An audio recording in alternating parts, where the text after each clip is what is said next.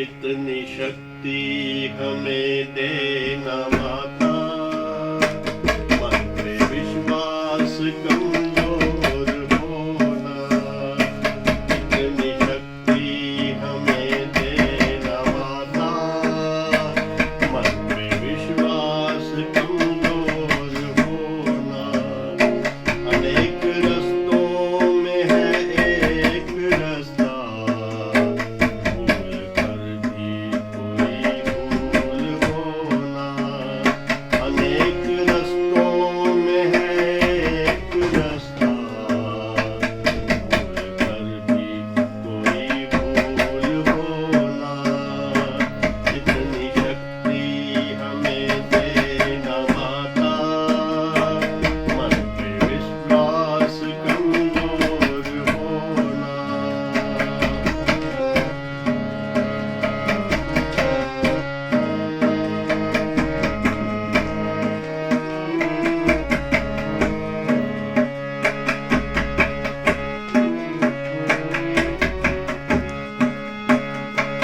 योग्यता जो मेरी बढ़ा दे, ऐसा पथ कोई तैयार होना।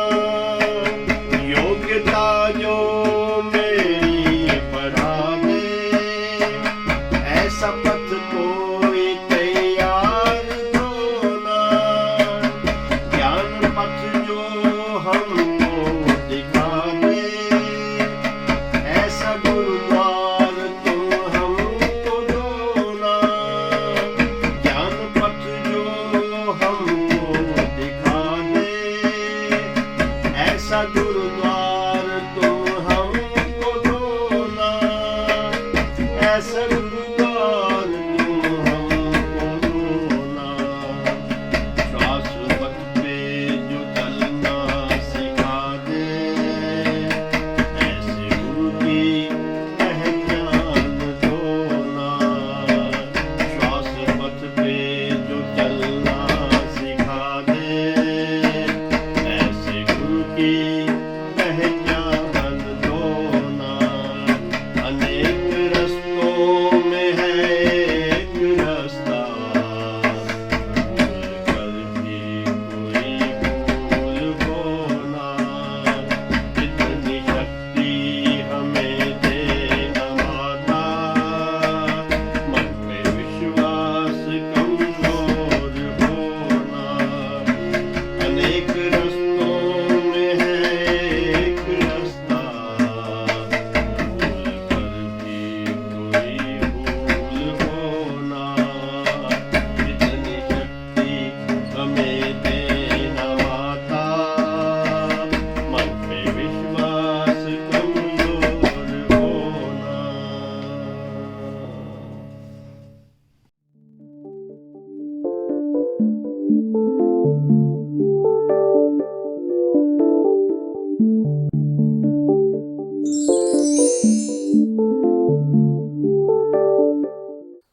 जब तन की आँखों से देखोगे तो विज्ञान दिखेगा, और जब मन की आँखें खुलने लगेंगी तो ज्ञान गंगा का स्रोत दिखेगा। और जब ज्ञान गंगा नहाने चलोगे तो जागृत ज्ञान भंडार होगा, प्रज्वलित दीप से प्रकाशित सारा संसार होगा। मैं professor Krishnansh Ashwini Agrawal, embedded technology expert, अपनी भारतीय संस्कृति की जो हिडन टेक्नोलॉजीज़, जिसको वैदिक टेक्नोलॉजी कहा जाता है, को आज की जो लेटेस्ट टेक्नोलॉजी है, आईटी या एम्बेडेड टेक्नोलॉजी है, उसको जोड़ करके जो कुछ नए सिस्टम बनकर आए हैं, कुछ उनको आपके सामने रख रहा हूँ। और उनको समझने के बाद आप समझ सकते हैं कि हमारी संस्कृति, जो भारतीय संस्कृति है, उसकी जो टेक्नोलॉजीज़ है, उनके अंदर हर प्रकार का सॉल्यूशन, हर प्रॉब्लम का हल आज के समय में पूरी पृथ्वी पर जितनी भी तरह की प्रॉब्लम, जिस भी एरिया में ज्योग्राफिकली या साइंटिफिकली या मेडिसिन के हिसाब से, स्वास्थ्य के हिसाब से, हेल्थ के हिसाब से, या ज्ञान के हिसाब से, या एजुकेशन, शिक्षा के हिसाब से जो समस्याएं हैं, उन सबका समाधान इस टेक्नोलॉजी में अवेलेबल है। और वो क्योंकि अभी तक समझ में नहीं आ रहा था या उसके ऊपर किसी ने रिसर्च नहीं की या उसको रिसर्च करके और आज की आधुनिक टेक्नोलॉजी से नहीं जोड़ पा रहे थे, वो काम हम लोगों ने किया अपने पिछले 25 साल के वैदिक टेक्नोलॉजी पर काम करते हुए एक्सपीरियंस को लेकर के, और भारतीय संस्कृति की जो हिडन टेक्नोलॉजीज थी उसको आज की टेक्नोलॉजी से जोड़ा। जैसे कबीर जो हुए हैं संत हमारे, उनके बारे में सब जानते हैं, उन्होंने बहुत सारे दोहे कहे हैं। उनमें से एक दोहा है, कथा हूँ कहत जात हूँ कहत बजाए ढोल, श्वास तो खाली जात है तीन लोक का मोल। अब अगर इस दोहे को हम टेक्नोलॉजी के एंगल से जब समझने की कोशिश करते हैं तो शायद कबीर जी ने एक ही दोहे में सब कुछ कह दिया कि श्वास जो आप लेते हो, जो आपका लेना मजबूरी है, जो जीवन देता है, वो आपको वो दे सकता है जो तीन लोगों के टोटल मूल्य को जोड़ करके भी आप अगर खरीदना चाहें तो खरीद नहीं सकते। वो कहते हैं ना कि अगर आपको सांस खरीदनी है तो वो खरीद नहीं सकते, लेकिन कबीर कहते हैं अगर आप सांस का उपयोग करना सीख जाओगे तो शायद ये आपको वो दे सकता है जो आपको जीवन का लक्ष्य देखने के लिए आपको वो जीवन का लक्ष्य दिखा सकता है। जैसे एक और कबीर जी ने कहा है, या कबीर जी ने कहा है और ऐसे ही संत हुए हैं जो हमारे देश में पहले, कि मानव जो रखता रहा छोटे छोटे लक्ष्य, हो ना सका फिर कभी अपने ही समकक्ष। यानी इसको जब टेक्नोलॉजी के एंगल से देखा तो जब तक मनुष्य की श्वास प्रक्रिया में दीर्घता नहीं आती, वो कहते हैं ना कि दीर्घ श्वास लेने चाहिए, तब तक मकान बना लूं जैसे छोटे छोटे लक्ष्य ही रख पाता है और अपनी स्वयं की योग्यता तक भी नहीं पहुंच पाता। और जब वो स्वयं की योग्यता तक ही नहीं पहुंच पा रहा तो दूसरों के साथ मुकाबला कैसे कर सकता है। फिर कबीर जी ने कहा है, बैठत 12 चलत 18 सोवत पूरे 30, सोवत है सो खोवत है। तो ये एक वाक्य, सोवत है सो खोवत है, ये वाक्य मेरे ख्याल से हर प्राणी को पता है, लेकिन टेक्नोलॉजी के एंगल से जब हमने इसको स्टडी किया तो हमें पता लगा कि सोते हुए प्राणी खोता क्या है। तो बहुत सारे लोगों ने बहुत सारी चीजें कही हैं, लेकिन एक्चुअली कबीर जी के कहने का अर्थ था कि जब आप सोते हो तो आप 30 सांस तक खो देते हो। वो कहते हैं कि जब आप बैठ करके कुछ काम करते हो तो आप 12 से 15 सांस लेते हो 1 मिनट में, और उतनी ही देर में जब आप चलते हो तो 18 से 21 सांस आपके खर्च हो जाते हैं, और जब आप सोते हैं तो आपके 30 से लेके 35 सांस तक खर्च हो जाते हैं। तो यानी आप अपनी जो सोने के समय में 30 से 35 सांस तक खर्च कर देते हो। और कहते हैं कि जीवन जो है सांसों की गिनती से मिलता है। अगर हम इस बात को समझ लें तो सोना तो चाहिए ही नहीं हमें, लेकिन बिना सोए जो है हम लोग अपने आप को रिप्लेनिश, हमारी एनर्जी रिप्लेनिश नहीं करती है तो हम काम कैसे करेंगे। तो एसेंशियली योग निद्रा 1 मिनट की कही गई है, पर योग निद्रा है क्या, ये समझने के लिए आज की जब तक टेक्नोलॉजी को हम जोड़ेंगे नहीं तो हमें समझ में नहीं आएगा कि योग निद्रा का अर्थ क्या है। यानी हम लोग श्वास प्रक्रिया को अगर टेक्नोलॉजी के एंगल से समझें तो वो जो पहले जो आप जानते हैं कि वैद्य हुआ करते थे जो नाड़ी देख करके सब कुछ पता लगा लेते हैं आपके बारे में और आपको बताते थे भी आपको जो ये बीमारी आई है या ये प्रॉब्लम आई है इस वजह से आई है कि आपने उस दिन ये खाया था जिसने आपको नुकसान किया, और ये अगर आप अब ये दवाई खा लो या ये जड़ी बूटी ले लो तो वो उसको कंपनसेट कर देगी, या उस जो आपने खाया था जो अटका हुआ है कहीं पर जिसने नुकसान पहुंचाया वो आपके शरीर से बाहर निकल जाएगा और आप पुनः स्वस्थ हो जाओगे। तो उसमें वैद्य जो है कभी आपसे ये नहीं पूछता था कि आपने क्या खाया, किस दिन क्या खाया, क्योंकि 99% चांसेस है कि कल का खाया हुआ तो शायद आपको याद रहे, या 4 दिन पहले जो आपने काम किया था या खाया था या चोट लगी थी जो हल्की सी चोट थी पर उसको आपने उस समय में ध्यान नहीं दिया, लेकिन उसने आपको जो नुकसान पहुंचाया वो नुकसान आपकी नाड़ी की वजह से वैद्य जी को पता लग गया कि 4 दिन पहले जो आपको चोट लगी थी उसकी वजह से ये बुखार आ जाया आपको, तो उसका हल ये है, ये हल दिया और आप ठीक हो गए। तो लेकिन आज की तारीख में जो नाड़ी वैद्य हैं, जो नाड़ी एक्सपर्ट हैं, वो बहुत कम अवेलेबल है। पर ऐसा नहीं है कि अवेलेबल नहीं है। और हम क्योंकि आज की जो टेक्नोलॉजी है उसके साथ इसको जोड़ने का काम कर रहे थे, तो हम लोगों ने एक इंस्ट्रूमेंट ही ऐसा बना दिया, इलेक्ट्रॉनिक नाड़ी वैद्य, जिससे हम नाड़ी पढ़ करके और आपके अंदर जो सांस आप ले रहे हो वो आपको एक्चुअली कितना फायदा पहुंचा रहा है वो इससे पता लग जाता है, एक ही मेजरमेंट से। इसमें क्या करना होता है कि अंगूठा रखें, अगर आप उसके ऊपर अपने बाएं हाथ का अंगूठा रखेंगे और 5 गहरे सांस लेंगे तो एक ये वैल्यू देगा, और चार्ट के हिसाब से पता लग जाता है कि आपने अभी जो सांस लिया उसने आपको फायदा कितना पहुंचाया, यानी यूज कितना हुआ। सांस तो आपने लिया पर इस्तेमाल कितना हुआ आपके शरीर में, वो आपको पता लग जाएगा।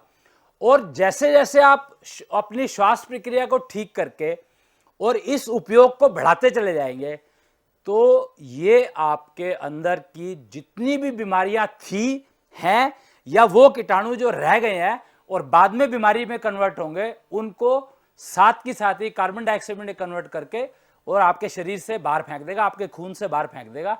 और आप गारंटीड है कि टोटल बीमारी के रहित हो सकते हैं, प्रोवाइडेड अपनी श्वास प्रक्रिया को इस तरीके से करें कि वो आपको लाभ। ये जो वैल्यू मेजरमेंट है इसकी यूनिट शंख है, और ये शंख माप लगातार बढ़ता रहे। तो गुरु नानक जी ने गुरु ग्रंथ साहब में कहा है कि मानव योनि जो है बहुत मुश्किल से मिलती है, इसका उपयोग करो। तो और उन्होंने साथ में यह भी कहा है कि यह उपयोग सिर्फ मानव योनि में ही संभव है, और वो उपयोग है कि आप अपनी श्वास प्रक्रिया से अपने तत्वों का बैलेंस करके और हर तरह की बीमारी से दूर हो सकते हैं, पहली बात। दूसरी बात, अपने आप को इतना ऊपर अपना लेवल, अपना जो योग्यता है इतनी बढ़ा सकते हैं कि अकालता को प्राप्त कर सकते हैं। अकालता यानी समय से परे। जो गुरु नानक जी, अगर आप देखें गुरु नानक जी की वो पढ़ेंगे, उनकी उसके बारे में, गुरु नानक जी के बारे में पढ़ेंगे, तो जब वो शरीर छोड़ रहे थे तो उन्होंने ये कहा था, उनको ये मालूम था कि मेरे उसके ऊपर झगड़ा होगा, कोई रॉयट्स ना हो जाए, उसको वाइंड अप उसको करने के लिए उन्होंने कहा कि मेरे ऊपर एक चादर डाल दो और 5 मिनट के लिए मुझे अकेला छोड़ दो। तो जब वो चादर उठाई गई तो वहां से गुरु नानक, वहां पर कुछ नहीं था, वो शरीर जो है पूरा, उन्होंने अपने तत्वों को इतना, वो उनका कंट्रोल था अपने तत्वों पे कि उन्होंने अपने 5 तत्वों को एटमॉस्फेयर में विलीन करके, और वहां पर खाली चादर रह गई थी जिसको कि उन्होंने उठाया, और बाद में आधी चादर अपना जो उस वर्ग के लोग थे ले गए। और इस तरह से आप तत्वों का उपयोग करके, तत्वों को श्वासपैथी से बैलेंस करके हर चीज प्राप्त कर सकते हैं। तो जैसा कि अभी मैंने आपको गुरु नानक के बारे में बताया, ऐसे ही और इसके उदाहरण और इसका उपयोग जीवन में और इसका उपयोग समस्याओं में हल करने में कैसे किया जाएगा, इसके बारे में आगे एपिसोड्स में बताया जाएगा। नमस्कार।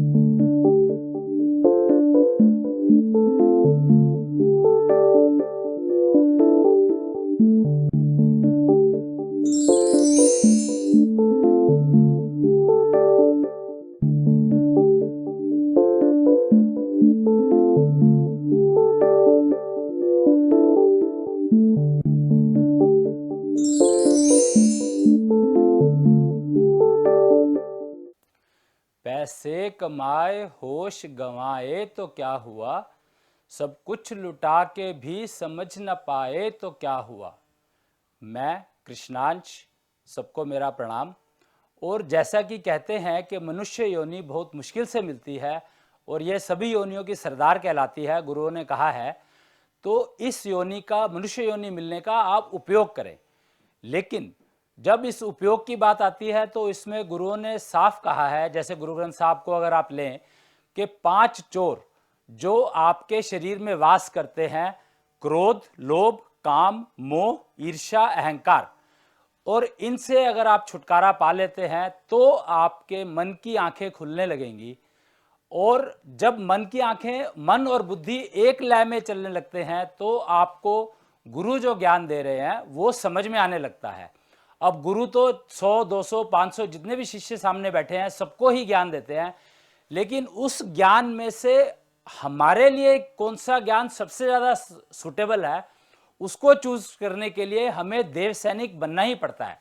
यानी देव सैनिक बनने का अर्थ है कि आप इन 5 चोरों से छुट्टी पा गए और अपने अंदर जितनी भी बीमारियां हैं, जितने भी कीटाणु हैं जो आपको परेशान करते हैं या बीमारी में कन्वर्ट होते हैं, उनसे जब तक आप छुटकारा नहीं पालेंगे तब तक आपको गुरु की जो वाणी है या गुरु का जो ज्ञान दे रहे हैं गुरु, वो समझ में आने की संभावना बहुत कम हो जाती है। और जैसे जैसे आप देव सैनिक के पद पर चल करके देव सैनिक बन जाते हैं तो आपको गुरु का दिया हुआ ज्ञान बहुत अच्छे से समझ में आने लगता है, जिसको आप जीवन में उपयोग करके अपने जीवन को सफल बना सकते हैं। अब देव सैनिक बनने के लिए आपकी श्वास प्रक्रिया कहां तक पहुंचनी चाहिए या कैसी होनी चाहिए, उसको मैं आपको एक दिखा रहा हूं कि ये श्वास प्रक्रिया जब आपकी यहां तक पहुंच जाती है या इस लेवल को आप अचीव कर लेते हैं तो आप अपने आप को देव सैनिक कह सकते हैं। और इसका अर्थ है कि आप अपनी सारी बीमारियों से छुट्टी पा गए, और तकरीबन सारी बीमारियों से, और आपको गुरु जो ज्ञान दे रहा है वो सीधा ही बुद्धि और मन में समझ में आने लगा है कि उसमें से मुझे क्या पकड़ना है और क्या छोड़ना है। तो आप मुझे ध्यान से देखिएगा कि आपकी श्वास प्रक्रिया कहां तक पहुंच जाती है जिससे आप अपने आप को देव सैनिक कह सकते हैं। मुझे बहुत ध्यान से देखिएगा, मैं आपको दिखा रहा हूं।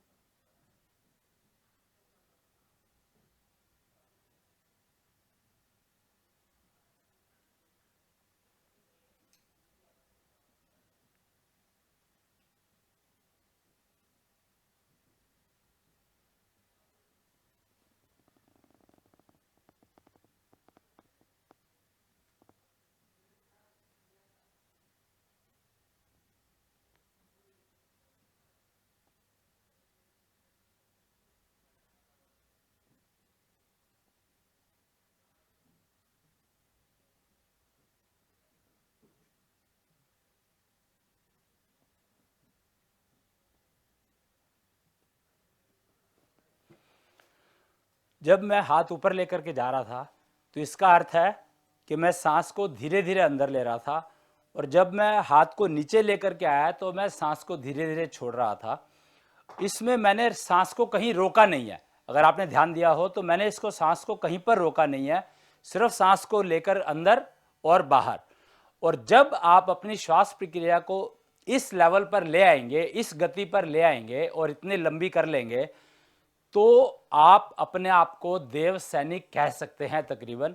और ये अगर हम शंख मापक यंत्र से नापते हैं तो 450 शंख के करीब वैल्यू आएगी इसमें, और वो वैल्यू का अर्थ है देव सैनिक। और देव सैनिक होने का अर्थ है, जैसे कि मैंने पहले बताया, कि अपने शरीर की तकरीबन 90% बीमारियों से मुक्ति, और मन और बुद्धि एक लय में काम करने लगेंगे, जिससे जो गुरु आपको बता रहे हैं वो आपको ना ही सिर्फ खाली समझ में आएगा बल्कि आप उसका अपने जीवन में उपयोग भी कर पाएंगे।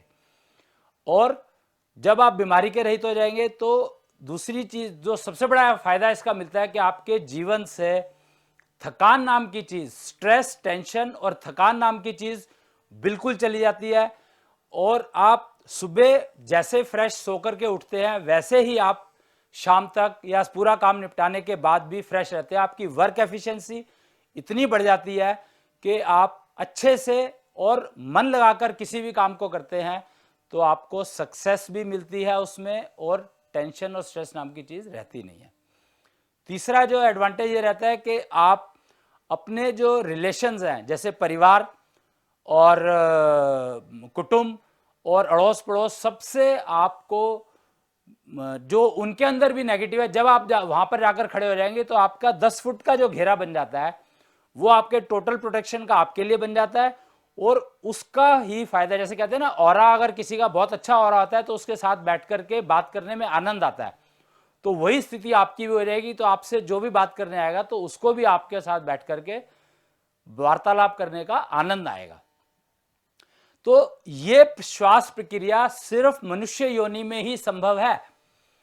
कबीर कहते हैं कि चलती चक्की देखकर दिया कबीरा रोए, दो पाटन के बीच में बाकी बचा न कोई।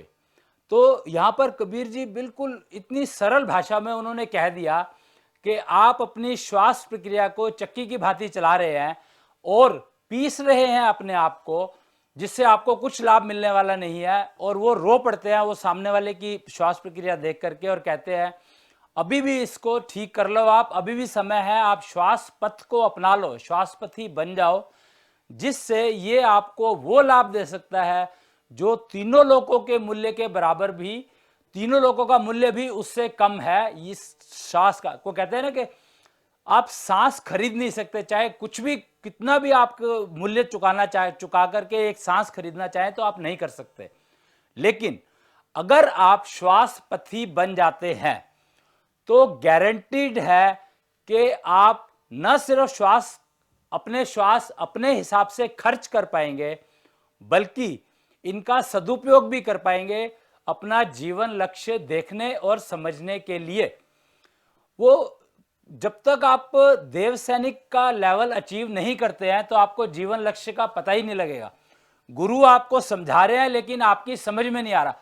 वो कहते हैं ना कि गुरु अगर ज्ञान दे रहे हैं तो ऐसा कैसे हो सकता है कि वो उसमें कुछ गलती हो, या उन्होंने बिना एक्सपीरियंस लिए या बिना समझे उसको अगर ज्ञान देना शुरू कर देते हैं तो वो गुरु कहला नहीं सकते। अगर उनको जगत गुरु मानता है तो इसका अर्थ है कि उन्होंने पहले अपने ज्ञान को परखा, वो ज्ञान जो भी अवेलेबल ज्ञान था उसको परखा अपने जीवन में और फिर आपको देना शुरू किया, और आप उसको समझ नहीं पा रहे। तो उसका कारण ये नहीं है कि गुरु ने ज्ञान परखा नहीं, इसका कारण यह है कि आपकी योग्यता इतनी नहीं हुई, या आपने अपनी योग्यता की तरफ ध्यान नहीं दिया कि वो योग्यता इतनी बढ़ जाए कि जो गुरु कह रहे हैं वो हमें प्राप्त होने लगे या समझ में आने लगे। जैसे कहते हैं कि अगर आपको आईआईटी में एडमिशन लेना है आज की तारीख में, तो आप जानते हैं कि उसकी एलिजिबिलिटी के लिए आपको कितने सारे पैरामीटर पूरे करने पड़ते हैं। उसके बाद कंपटीशन के अंदर अपना नंबर ऊपर लेके आना पड़ता है। अगर आपको प्रेफरेंस ब्रांच की चाहिए तो जब तक आप ऊपर के 50 लेवल में नहीं आएंगे तो आपको आपकी ब्रांच की प्रेफरेंस नहीं मिलेगी। तो जब आईआईटी जैसी इंस्टीट्यूशन के लिए एडमिशन के लिए इतनी एफर्ट्स करनी पड़ती हैं, इतना वो करना पड़ता है, तो जीवन में ज्ञान लेने के लिए, जीवन लक्ष्य समझने के लिए आप सोचें कि आपको क्या करना पड़ेगा, आपकी एलिजिबिलिटी कितनी होनी चाहिए कि आप वो प्राप्त कर पाए या उस रास्ते पर चल पाए, या आपको वो रास्ता एटलीस्ट समझ में आने लगे जो गुरु बता रहे हैं, जिस पर चलकर आप जीवन लक्ष्य को देख सके, जीवन लक्ष्य को समझ सके और फिर नेचुरली उसको प्राप्त कर सके। क्योंकि जीवन लक्ष्य तो प्राप्त करना ही पड़ेगा। तो जीवन लक्ष्य, जीवन पथ आपको दिखने लगे और जीवन लक्ष्य आपको समझ में आने लगे, और आप अपनी योग्यता को इतना मेंटेन करें कि उस जीवन पथ पर चल पाएं, उस पथ को पकड़ करके उस पर चल पाएं, जिससे आपको जीवन लक्ष्य की प्राप्ति हो। और ध्यान रखें कि वो योग्यता आपको मेंटेन करनी अति आवश्यक है। वो जैसे कि आईआईटी में अगर आपको डिग्री चाहिए तो आपको हर साल मेहनत करके पास होना है, उसी प्रकार इसमें आपको अपनी योग्यता को इतना मेंटेन करना है कि आप उस नानक नाम जहाज से नीचे ना गिर जाएं जो आपको अकालता से सनातनता की ओर लेकर जा रहा है। अभी हम थोड़ी देर के लिए रुकेंगे और उसके बाद वापस आएंगे एक ब्रेक के बाद। कृपया जाइएगा नहीं।